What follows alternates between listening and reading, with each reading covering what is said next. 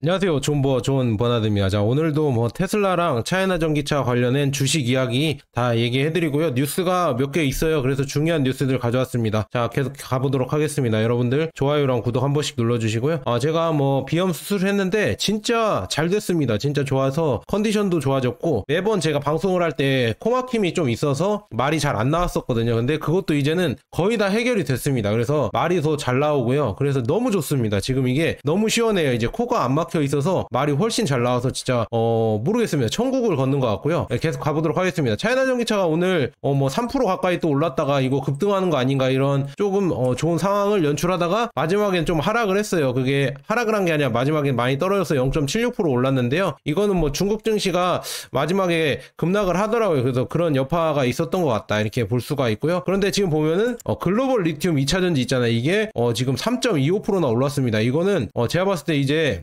뭐 전기차 관련해서 리튬이나 아니면 배터리 이런 업체들이 바닥을 찍고 이제 서서히 올라가려고 하는 지금 흐름이 나오고 있다, 이렇게 볼 수가 있거든요. 그거에 대해서 한번 얘기해드리고요. 또 테슬라 관련 뉴스들도 많이 있거든요. 한번 보도록 하겠습니다. 테슬라도 오늘 보니까 0.17% 조금 소폭 상승을 했고, 애플도 0.81%, 뭐 구글, 뭐 마이크로소프트 전체적으로 움직임은 그렇게 크진 않았다, 이렇게 볼 수가 있습니다. 그래서 다우산업이나 나스닥 종합 S&P 500 보니까 마지막에 조금 상승하는 흐름이었는데, 이거는 뭐 일단은 큰 뉴스는 없는데, 내일 개인 소비 지출 PCE가 나오거든요. 이걸 보고 이제 또 금리를 결정할 건데, 그래서 그 결과가 중요한데, 아직은 뭐 그 결과가 아직 안 나왔으니까 일단은 뭐 소강 상태다, 이렇게 볼 수가 있습니다.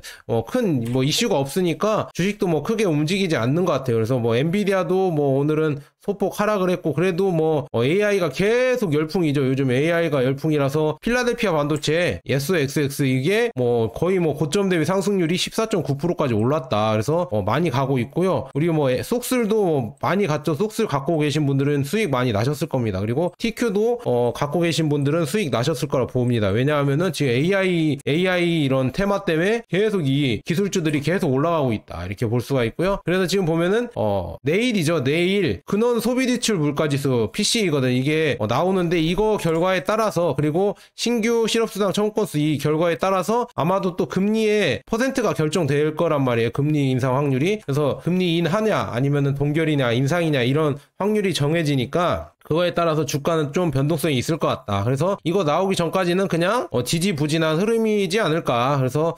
오늘까지도 좀 지지부진한 흐름이겠구나, 이렇게 볼 수가 있습니다. 그리고 최근 지금 6개월간 S&P는 뭐 계속 올랐죠. 5천이 넘어갔잖아요. 그래서 저보고 이렇게 물어보시면은 강세장이 맞는 것 같고요. 앞으로도 더 계속 갈 거니까, 이거 진짜 이렇게 강세장이 오고 계속 올라가는 시장 상황에서는 짧게 조정하고 계속 올라가거든요. 그러니까 여러분들 그냥 아무 때나 그냥 사셔라, 이렇게 말씀드리고요. 그다음에 엔비디아가 너무 올랐다, 너무 올라서 제2의 엔비디아가 뭐냐 막 이렇게 찾고 막 혈안이 되어 있잖아요. 뭐 AI 관련주가 뭐냐, 이렇게 지금 찾고 있잖아요. 그게 중요한 게 아니라 제2의 엔비디아는 테슬라라니까요. 테슬라가 이렇게 내려와서 싼데 왜 자꾸 엔비디아 찾고 계십니까? 엔비디아는 지금 이미 많이 올랐잖아요. 테슬라가 이게 많이 내려와 있고요. 그다음에 차이나 전기차도 많이 지금 박앤세일을 하잖아요. 이렇게 많이 빠졌습니다. 차이나 전기차 지금 보아서 6,000원까지 빠졌다가 바닥 다지고 이렇게 올라오는 모습이죠. 지금 7,200원, 7,500원까지 갔다 내려온 모습인데, 이게 지금 61선까지 또 가뿐하게 뚫었습니다. 이렇게 뚫어서 올라오는 거는 또 강력하다고 볼 수가 있는데, 이런 거 바닥에서 엔비디아보다 바닥에서 잡는 게 낫지 않을까. 엔비디아는 너무 많이 올랐어요. 그리고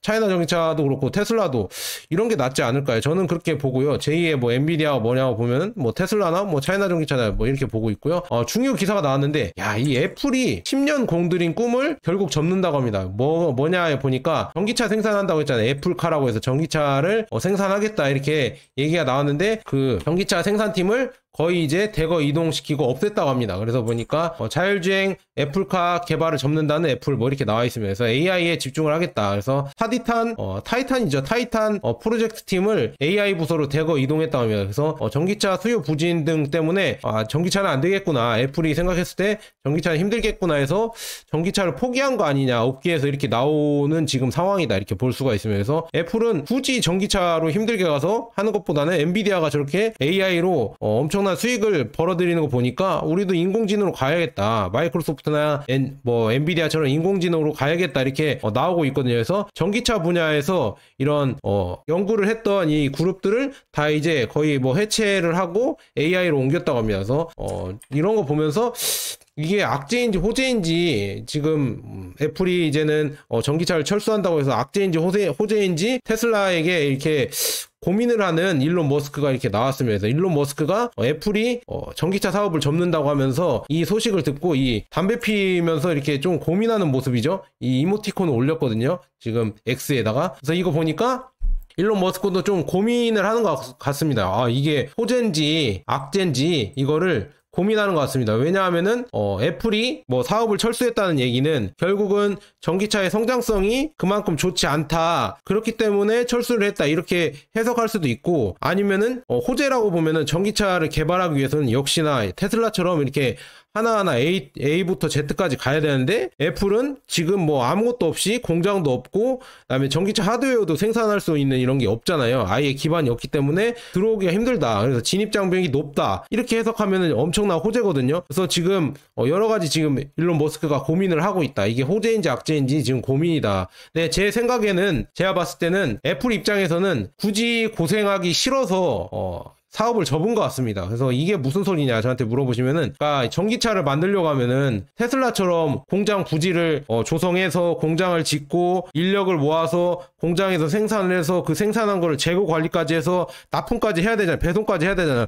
그런 거를 엔비디아, 애플, 뭐 구글, 마이크로소프트 이런 업체들은 다 설계만 하고 자기들이 생산 안 하잖아요. 그래서 그런 거를 해본 적 없기 때문에, 뭐 애플은 뭐 하청을 줘서 이렇게 생산을 해냈지만, 그렇게 하기에도 지금 뭐 중국 업체들이 응해 줄 것인지 하드웨어를 다 내주면서 해줄지 그거는 모르는 일이거든요. 근데 전기차 부분에서는 하드웨어 기술도 이게 뭐 하청을 맡겨서 좋을 수도 있겠지만, 중국 이런 전기차 제조사에게 애플이 하청을 맞춰서 애플에 뭐 이런 소프트웨어만 넣고 그 하청으로 된 이 자동차를 여기다 애플만 집어넣어서 애플카를 만든다는 얘기도 나오는데, 그렇게 해도 이 하청이라고 하죠. 하청. 중국 뭐 전기차 제조사들이 과연 이거를 순순하게 뭐 9대1 뭐 이런 계약으로 맺을 것인지 그건 의문이다. 그래서 애플 입장에서는 이런 고민이 있는 거죠. 아, 이거 그냥 굳이 이렇게 할 바에는 AI도 우리가 잘 할 수 있는데 더 편한 AI 시장에 더 집중하는 게 낫지 않을까? 선택과 집중이라는 말이 있잖아요. 그렇게 하면서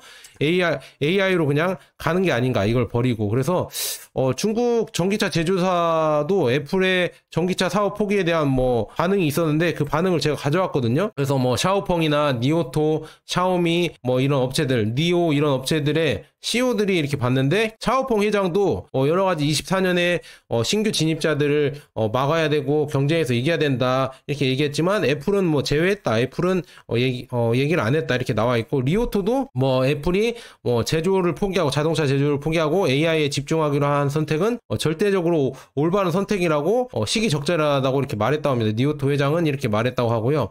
그 다음에 또 보니까 니오 회장은 뭐 애플에 대해서 뭐 논평을 하진 않았지만, 우리가 나중에 궁극적으로 이제 계속 개발하다 보면은 니오가 경쟁을 해야 되는 업체는 애플이다. 왜냐, 니오는 뭐 전기차도 만들고 있지만 하이엔드 안드로이드 폰도 출시를 하고, 니오폰이라고 해서 니오폰도 출시를 하고, 니오의 이런 소프트웨어로 다른 여러 가지를 해보려고 하니까 니오 입장에서는 애플이 라이벌이다, 이렇게 나와 있고, 샤오미는 이미 뭐 애플이 라이벌이지만 또 샤오미에서는 아예 이제는 2분기에 전기차가 나온다고 하잖아요. 그래서 전기차를 내놓는다. 그래서 이런 거 보면은 애플이 포기했는데 샤오미는 SU7 이걸 데뷔시킨다. 이거 보면서 뭔가, 야, 전기차 부분에서는 진짜 중국 애들이 계속 무서워지는구나, 이렇게 저는 그런 걸 느꼈습니다. 왜? 애플은 진입을 못하는데 샤오미는 쉽게 진입을 해버리잖아요. 그래서 이런 거 보면서 뭔가, 야, 중국 애들이 훨씬 더 이렇게 협업도 잘 되고 잘 만드나 보다, 이렇게 나와 있습니다. 그리고 바이두도 뭐 애플에 대해서는 AI 관점에서 애플의 선택은 올바른 선택이라고 이렇게 바이두에서도 얘기했다고 합니다. 그래서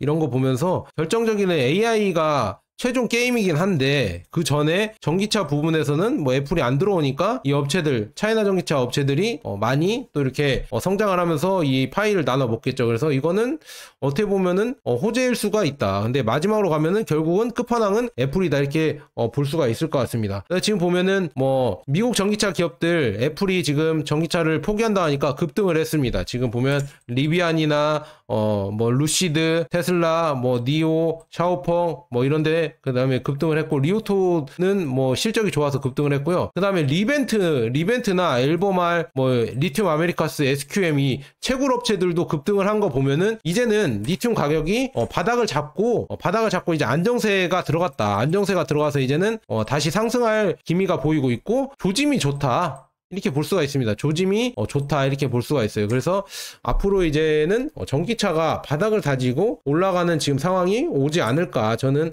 그렇게 보고 있습니다. 그 다음에 이제 벤츠, BMW 빠진 제네바 모터쇼가 열렸다는데, 여기에서 주인공은 중국 전기차였다고 합니다. 그래서 차이나 전기차가 지금 주인공이었다. 그래서 5년 만에 개최된 제네바 모터쇼였는데 도요타, 벤츠 등이 빠지고 비아디랑 상하이 자동차가 들어갔다. 그래서 해외 진출 확대하는 중국이 유럽 등 글로벌 진출의 교두보로 여기를 삼고 있다. 그 다음에 해외 진출 시 낮아지는 가격 경쟁력과 수익성은 고민이다. 업체 고민이다 이렇게 나와 있는데, 지금 보니까 글로벌 완성차 1위 도요타를 비롯해 폭스바겐, 현대, 기아, 그다음에 스탈란티스 등 주요 제조사들은 빠졌고, 벤츠, BMW, 아우디, 물론 페라리, 포르쉐, 테슬라 등도 참여하지 않았다고 합니다. 그래서 서방 측 뭐 자동차 기업들은 빠진 자리에서 중국 애들이 거의 뭐 활보했죠. 비아디랑 상하이 자동차가 들어가서, 그 다음에 르노, 다치아, 루시드 이런 데 업체가 라인업을 구성해서 이렇게 제네바 모터쇼를 했다 이렇게 볼 수가 있습니다. 그래서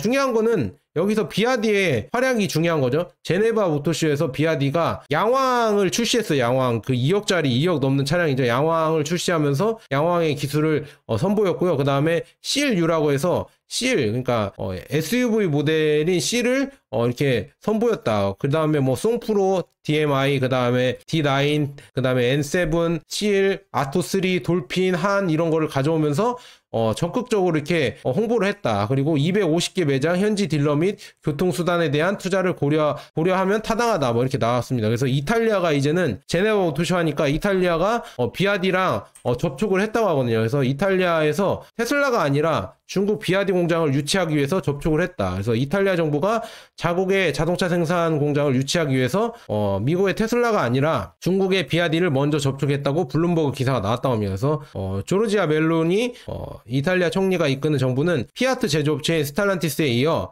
비아디 공장 유치에 나선 것으로 나와 있다. 그래서 뭐 이탈리아가 예전 뭐 기사에서는 중국의 1대1로를 탈퇴해서 중국을 손절한다니 뭐니 이런 얘기가 많이 나왔지만, 결론은 이거 보니까 비아디를 들여오고 싶어 하죠. 그 공장에 비아디를 들여오고 싶어 해서 지금 이탈리아 측에서 공장 관련해서 논의하기 위해서 접촉을 하고 있잖아요. 그래서 이런 거 보면은 지금 비아디의 이런 중국 전기차의 위상이 그만큼 높여졌고, 그만큼 또 역으로 보면은요, 여러분들 잘 보시면은 역으로 보면은 그만큼 비아디나 중국 전기차의 위상이 높아졌다. 지금 유럽에서 지금 제네바 오토쇼에서 이렇게 다 보고 있고, 사람들이 보고 있고요. 그 다음에 유에파 있잖아요. 유에파 후원 회사가 됐습니다. 비아디가 유에파 후원 회사가 돼서 이제는 나름 이제 유럽에서도 인지도가 점점 올라가고 있다 이렇게 볼 수가 있습니다. 그래서 지금 비아디는 원래 유럽의 첫 번째에 헝가리 공장을 세운다고 밝혔고요. 첫 번째는 헝가리 공장을 세운다고 밝혔고,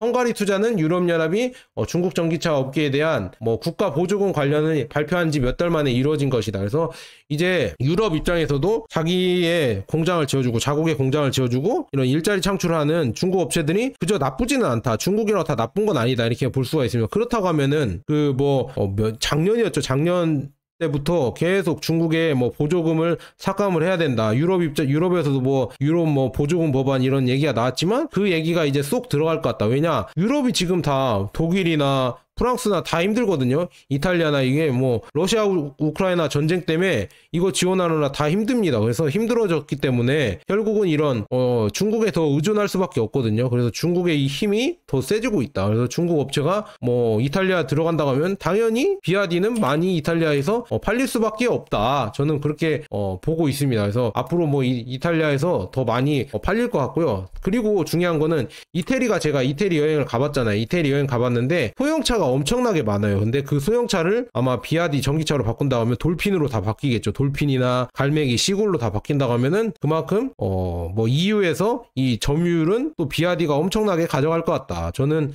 비아디가 유럽에서도 성장할 거라고 저는 믿고 있습니다. 그렇게 보고 있고요. 그다음에 중국도 이게 하늘을 나는 택시가 상용화에 임박했다 이렇게 나와 있습니다. 드론 이쪽 드론 택시나 드론 관련해서는 중국이 둘째가라면 서럽잖아요. DJI 그룹도 있고 지금 이항 모터스도 있고 그래서 나르는 택시, 이 택시에 대해서 지금 뭐 아주 강하다 지금 이렇게 볼 수가 있습니다. 중국이 이 드론 분야에서 강하기 때문에 이 개발을 한다고 해서 올해 아마도 뭐 이게 개발이 돼서 나온다고 하고 있거든요. 그래서 지금 보니까 50km 남짓한 거리를 20분에 비행을 했다고 합니다. 27일날 이걸 발표했거든요. 지금 하늘을 나는 자동차 지금 펑페이 항공과기 뭐 오토플라이트에서 이걸 선보여서 지금 보니까 50km 남짓한 거리를 20분 만에 비행을 했다. 이 실험을 했다고 합니다. 그래서 5인승 기체라고 하거든요. 5인승 기체에 승객은 타지 않고 무인으로 이루어졌다. 이게 중요하죠. 이제는 무인 택시나 무인 드론이 날아다니고 이제는 물류도 무인으로 이게 드론으로 다닐 수가 있다. 그래서 이거는 세계 최초다. 그리고 CM 비행이 성공적으로 평가된 만큼 상용화도 초입기에 들어갔다. 이렇게 나와 있습니다. 그래서 상용화도 이제 곧 된다고 하면은 홍콩, 광저우, 선전, 마카오 뭐 이런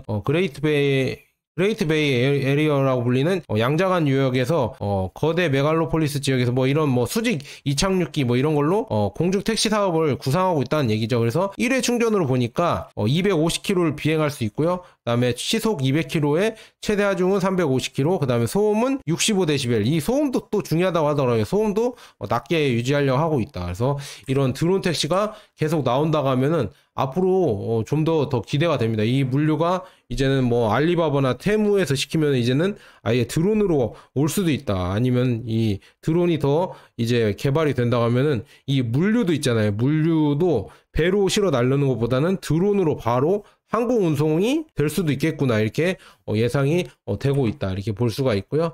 그다음에 마지막으로는 우리나라 문제되는 게 출산율, 작년 출산율이 발표가 됐는데 0.72가 나왔다고 합니다. 야, 합계 출산율이 0.72가 나왔고 4분기는 0.6이 나왔다고 합니다. 야, 진짜 우리나라 진짜 걱정이거든요. 지금 보면은 70년대생이 101만 명이었는데 지금 보면 23년생이 23만 명이라고 합니다. 23만 명. 야, 이렇게 많이 줄어들었습니다. 이렇게 줄어든다고 하면은 이게 한 30년, 20년, 30년 후에 벌어질 일이거든요. 그러면은 20년 후에 우리나라 경제나 아니면 주가나 부동산은 다 하락을 하겠죠. 왜냐? 사줄 사람이 없습니다. 100만 명, 지금 70년대생 선배님들 계시잖아요. 70년대생 선배님들이 갖고 있는 부동산을 뭐 10억, 20억 되는 부동산을 사줄 사람들이 23만 명밖에 안 돼요. 101만 명 선배님들의 이 부동산을 사줄 사람이 23만 명밖에 안 된다. 뭐 외국인이 들어오면 되지 않냐. 여러분들 헬조선이에요. 외국인이 들어와서 뭐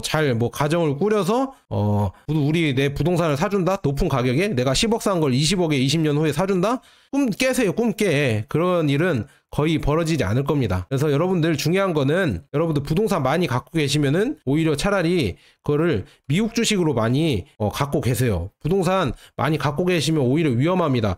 원화 기반의 뭐 주식이나 부동산 이거를 많이 갖고 있다? 그건 20년 후 미래는 보장을 못한다. 장담을 못한다. 차라리 달러 기반의 뭐 주식이나 뭐 이런 여러 가지 뭐 자산들, 저는 주식이라고 보고 있거든요. S&P 500이나 나스닥100 아니면 뭐 차이나 전기차도 있겠고 테슬라도 있겠고, 차라리 외화 기반의 이런 자산을 모으는 게 훨씬 낫다. 저는 이렇게 볼 수가 있습니다. 그리고 지금 뭐 OECD 국가 중 합계 출산율이 뭐 꼴등이죠. 꼴등 1등 꼴등에서 한 자리 위인 스페인이랑 비교해봐도 1.19인데 0.8이에요. 야, 21년도 자료입니다. 근데 23년도엔 더 내려왔겠죠. 근데 중요한 건 이스라엘이 1등이죠. 이스라엘은 중요한 거는 우리랑 그냥 크게 차이가 있는 거는 여기는 남자 여자 둘 다 군대에 간다. 그런데 우리나라는 남자만 군대를 간다. 저는 이 차이가 가장 크다고 보거든요. 솔직히 말하면. 이거 또 뭐 정치적인 뭐 얘기가 나올 거라고 이렇게 얘기하는데, 제 소신껏 얘기하자면 이스라엘은 남녀가 군대 가니까 이렇게 출산율이 높은 거고요. 우리나라는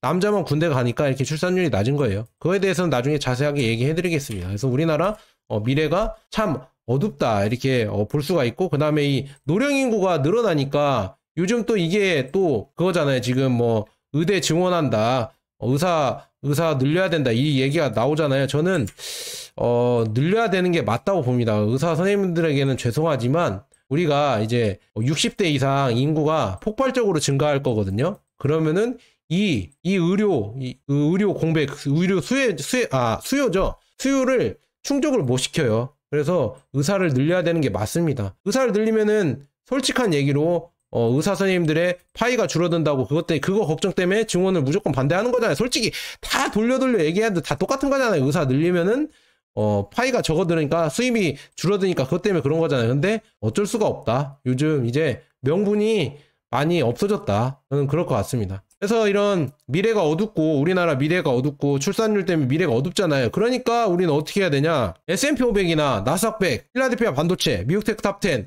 뭐 차이나 전기차, 테슬라 등등 달러 기반의 미국 주식 ETF를 모아 가야 된다. 어쩔 수 없습니다. 우리나라 미래가 몰라요. 나중에 또 좋아질 수가 있어요. 뭐 통일이 돼서 또 이제 여러 가지 이제 물류가 움직이면서 더 뭐 도약할 수 있는 이런 기회도 있겠지만, 그거는 변수고 그냥 상수는 지금 하락하는 게 맞습니다. 그러니까 여러분들이 그걸 대비하려고 하면은 하루라도 빨리 달러랑 미국 주식 모아 가셔라 이렇게 말씀드리면, 자, 여기까지 좋은 버나드였습니다. 여러분 감사합니다.